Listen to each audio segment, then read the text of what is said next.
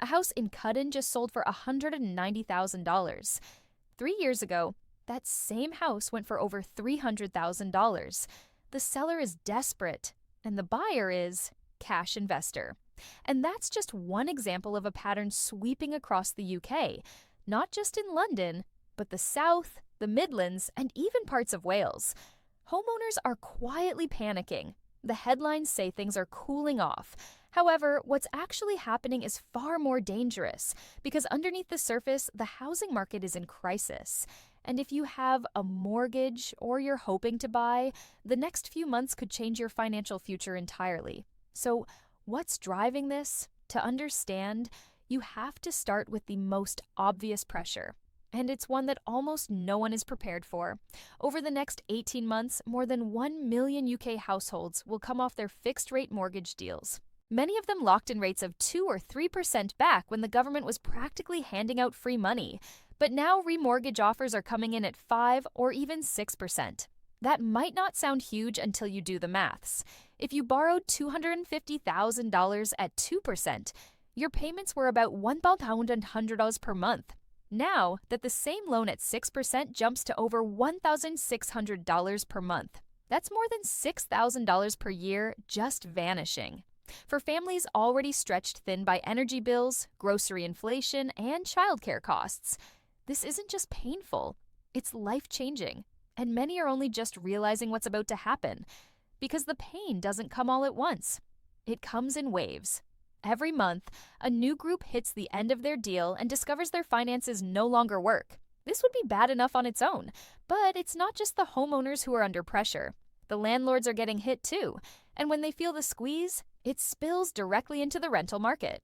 What happens next is already being felt, but it's going to get worse. For years, foreign investors helped keep the UK housing market, especially in London, afloat. Russian oligarchs, Middle Eastern buyers, Chinese millionaires. They came in with briefcases of cash, buying entire blocks off plan before the concrete even dried. Developers loved them. Local councils turned a blind eye, and for a while their money propped up property prices in the capital, no matter what the domestic economy was doing. But that wave, it's drying up. Post-Brexit uncertainty, global sanctions, currency fluctuations, and tighter regulations have made UK property less attractive to foreign investors. Add to that new taxes like the additional 2% stamp duty for overseas buyers, and the returns just don't look the same anymore. In fact, in 2023 alone, foreign investment in UK property fell by more than 40%. And it's not just the money leaving, it's the motivation. During the pandemic, governments around the world started cracking down on offshore holdings. Suddenly, parking millions in a Mayfair flat wasn't just expensive, it was risky. And this pullback has left a noticeable hole in the high-end property market. Brand new luxury flats in zones 1 and 2, which once sold out before completion, are now sitting empty. Developers are offering huge discounts just to shift inventory. We're talking up to 20% off list price in places like Canary Wharf, Nine Elms, and even parts of Kensington.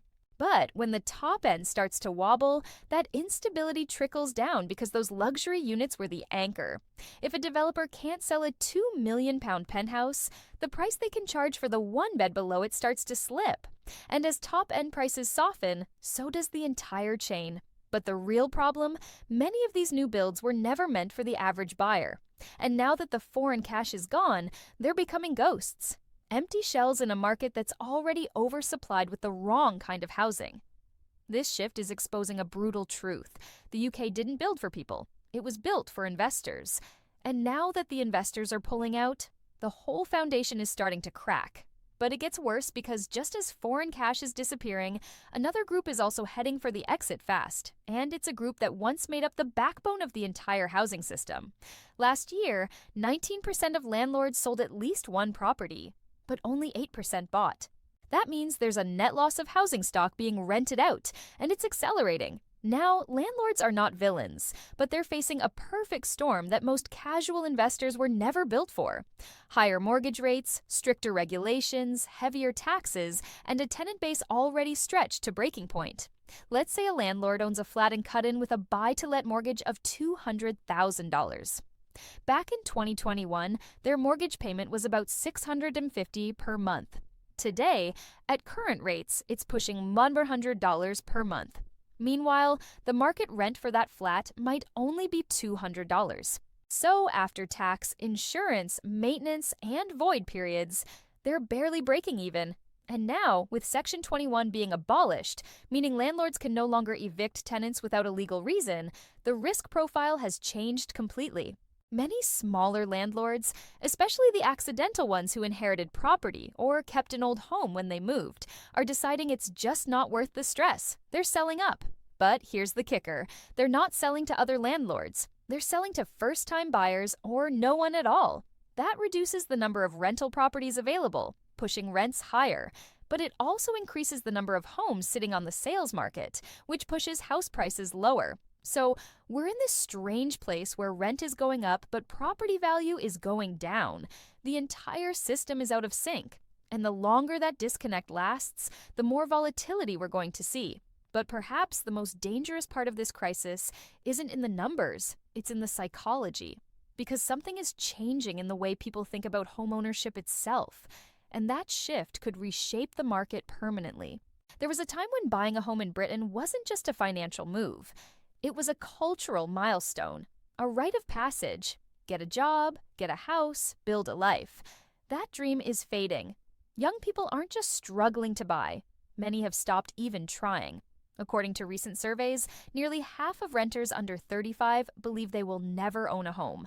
Not because they don't want to, but because they've done the maths. A one-bedroom flat in Hackney can cost $450,000. Even with a 10% deposit, $45,000, your monthly mortgage payments would be over $2,000 per month. That's more than most people earn after tax. And while older generations say, well, we had high rates in the 80s too, they're missing the point. Back then, yes, interest rates were higher, but houses were cheaper. In 1985, the average UK home cost about $40,000. Today, closer to $380,000. So for many, the numbers just don't work anymore. And that's changing how people live. Co-living, moving back in with parents, delaying marriage, delaying kids, even leaving the country entirely. Because if the dream is dead, people look for new ones. And that brings us to perhaps the most telling signal of where this crisis is heading. Because when enough people walk away from the system itself begins to collapse. Let's be blunt. This isn't just a housing crisis, it's a wealth crisis. The UK now has one of the widest gaps between homeowners and renters in Western Europe. Over 60% of homeowners are over 50.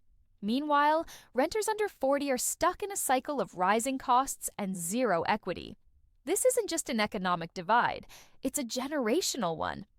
The older generation bought when homes were affordable. Now, they sit on hundreds of thousands in equity, sometimes millions, often in homes that are too big for them. The younger generation is paying $2,000 per month in rent to live in a shoebox. But the problem isn't just emotional, it's structural. Because the housing system depends on new buyers entering the market. That's what keeps demand high and prices stable. But when first-time buyers can't afford to buy, or worse, no longer want to, the base of the pyramid begins to crumble. And when that happens, the people at the top aren't as safe as they think. Because wealth isn't just what you own, it's what someone else is willing to pay for it. And when buyers disappear, prices follow fast. So where does that leave us? That brings us to the final question, the one everyone's quietly asking but afraid to say out loud.